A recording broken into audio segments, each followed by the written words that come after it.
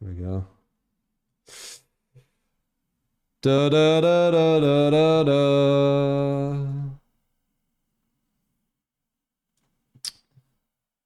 Well, here we go, guys. The time... Wait. The time has come. The Ghoul Nerfs. The devs don't understand the ripple effect. Once again, let me tell you the ripple effect. You nerf... I ain't read all these yet, but I just know they don't understand it, so this will show that they don't understand it yet again.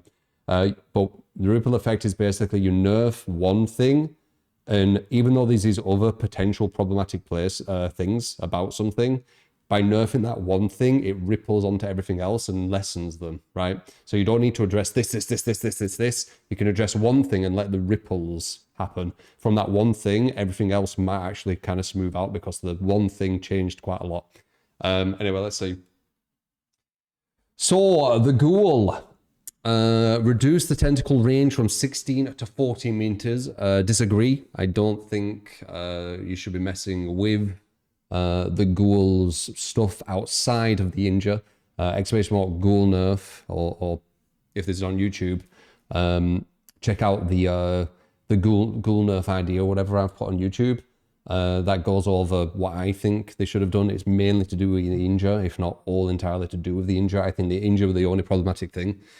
So not only they'll do what I said, they'll hit loads of things because that's what they do. So they've hit the range by 2 meters. Reduced enraged mode by 5 seconds. So they've made 5 seconds less on the enraged mode as well. So already they've hit 2 just separate things. Reduce the enraged bonus time when performing a perfectly timed grab attack from 15 seconds to 10 seconds. Oh, okay. So it only adds 10 seconds on when you do the bonus thing, so even less time. So it's gone from 1 minute to 50 seconds. So it's 10 seconds off in total if you do it perfect, right?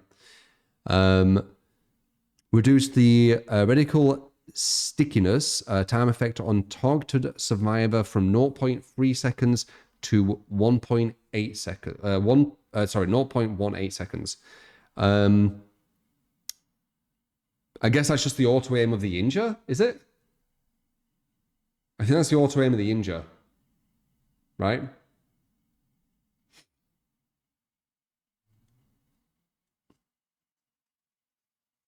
I ain't read it all yet. Yeah, auto aim the injure. I don't think that's too bad. Like the injure thing is stuff I was aiming for. Reduce the reticle aiming on the survivor detection for the grab attack as well by 94%.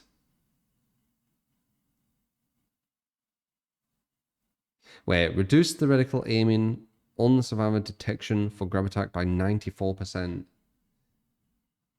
So basically, you have to aim right at them. Okay, I think that's fine. As I said, I think these things are fine. So the reticle stickiness, yeah, auto aim basically, I think. The aiming on survivor detection. Oh yeah, that's one we just saw. And then they've also reduced the grab attack's damage minimum distance requirement to activate over obstacles by 30%. Okay, so these are all things that I think are fine. This is the injure stuff what I was talking about. So them three is fine. That top three, what the fuck? Just leave that stuff and just go for the fucking injure. They've got even more, by the way. This is bad. They've got even more. So them three, that would have been a good nerf. That would have been a normal developer nerfing that and seeing the ripple effect, what it would have done, right? But let's see what else they do. After breaking a pallet, if the cooler power is not in cooldown, power goes into a forced cooldown equal to a single leap usage. Okay. God, I thought it was full then. A single leap usage. So by that, they're wanting it so the survivors can get to another pallet, which would kind of like that defeats the point of it. This is what they need to be careful of. If the survivor continually gets to pallets and you're not going to get any use out of it, what's the point? You're just traversing to be a mouse one. Not an interesting killer. People would not be interested. I don't know if this is too bad because it's it's like one single leap usage instead of all of them. But it still gives them that distance for no reason. Also, why are they looking at the breaking the pallet thing? Okay. Add on fresh coffee, changed to comment of very rare. That was the one I was using continually. Add on Hinami's umbrella, reworked effect, performing a perfectly timed grab attack, award an extra 10 seconds of enraged bonus. So with that one, you can actually get back to normal enrage. So by using that add-on, you have what you already had now with no add-ons. You do that a lot. Not crazy though, I would say. Add-on with the Bloodstained Handkerchief reduced the reach from 2 meter to 1 meter. Yeah, so you're never going to get the same meter with the tentacle range. That's kind of sucks. Basically, all that means is your map pressure, your map movement is nerfed. Like just completely, it is 100% nerfed because you will not be able to get the distance that you could have got. You could have got 60-meter swings, and now you only can get 40-meter, maybe 15 if you use an add-on, right? So they've nerfed his map pressure, not like massively, but they've nerfed the map pressure, which doesn't make sense to me. Why would you nerf map pressure? But I've said that's why. I don't know why they would do that. Do they even know why? I wonder if they say. Reduce the enraged mode cooldown from 15 seconds to 5 seconds.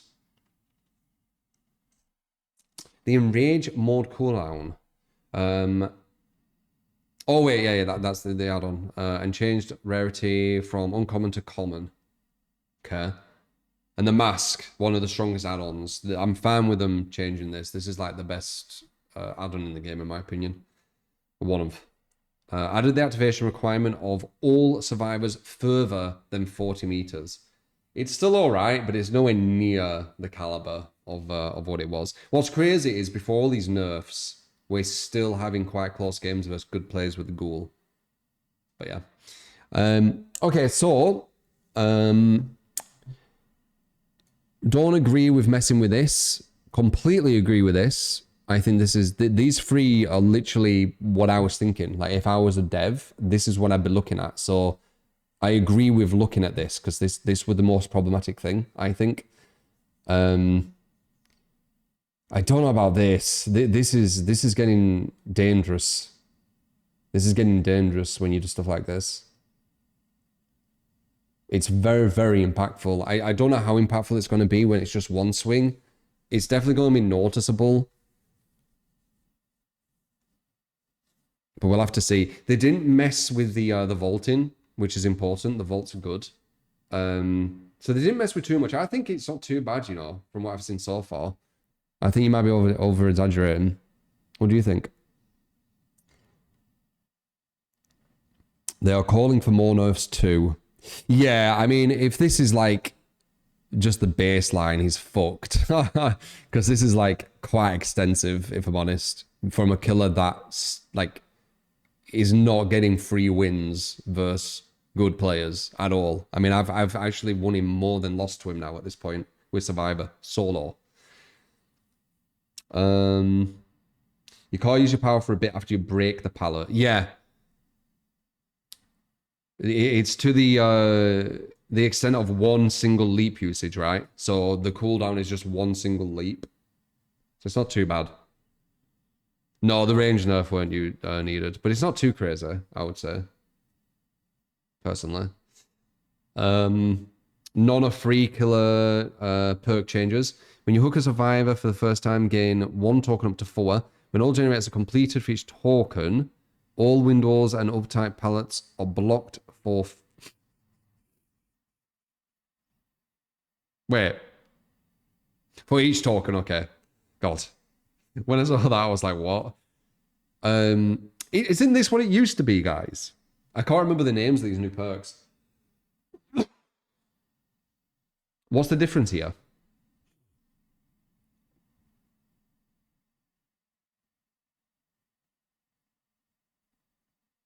Well, wait.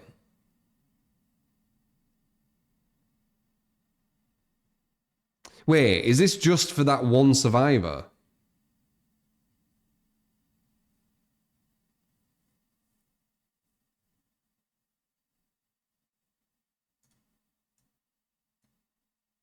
Don't get it.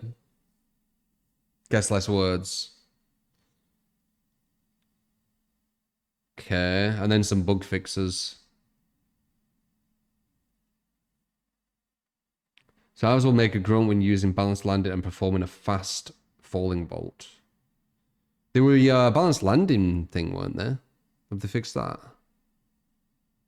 Grenade launcher killer mass challenge cannot be claimed. The ghoul can no longer basic attack a survivor in quick succession during the third Kanguin leap cooldown. What do you mean? Wait, are you on about... Wait. Oh shit, there's more ghoul stuff. Okay, let's see. Quick time event prompt no longer stays indefinitely while spectating the killer. That's fine. Spectators can now see the fail or success state on the ghoul grab attack. Right. The camera and killer movement are no longer restricted after dropping a pallet on the killer. Okay, yeah. When they attempt to perform a grab attack. Interesting, yeah. That's where you put the pallet on them and they recovered instantly. Yeah, I knew I did saw that. The Kangaroo mark reticle now appears consistently in the survivor perspective when aiming across a pallet or window. Oh, interesting.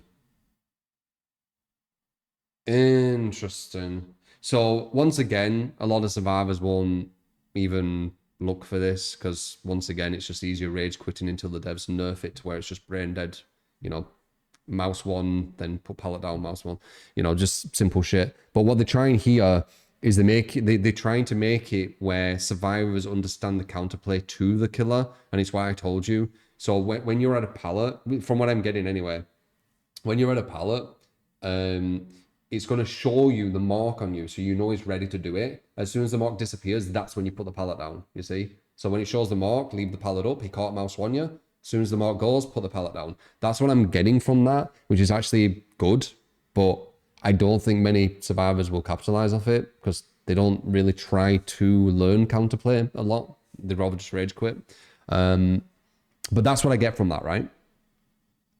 Yeah, you don't need it. You can see it without it, but you know, it makes it easier. Makes it way easier. Because I don't remember seeing that too much, actually, now that I think about it. I just looked at the animation of the killer. So I guess we'll see if people adapt or if they'll just cry and say, nerf it so when I put the pallet down and he vaults over instantly from predicting that I put the pallet down, make it so that I can get back to the pallet and he don't get anything for it. Otherwise it's OP, right? The ghoul's tentacle leap animation now plays correctly after doing the second leap on a survivor behind an obstacle. Let's see what that means. The animation looks fine. Maybe on the survivor end. The ghoul can no longer basic attack a survivor in quick succession during the third Kanguin leap cooldown. I think that was an exploit. I didn't use it, but I think they were an exploit with that. You guys were telling me, and it might have been exactly that. Right?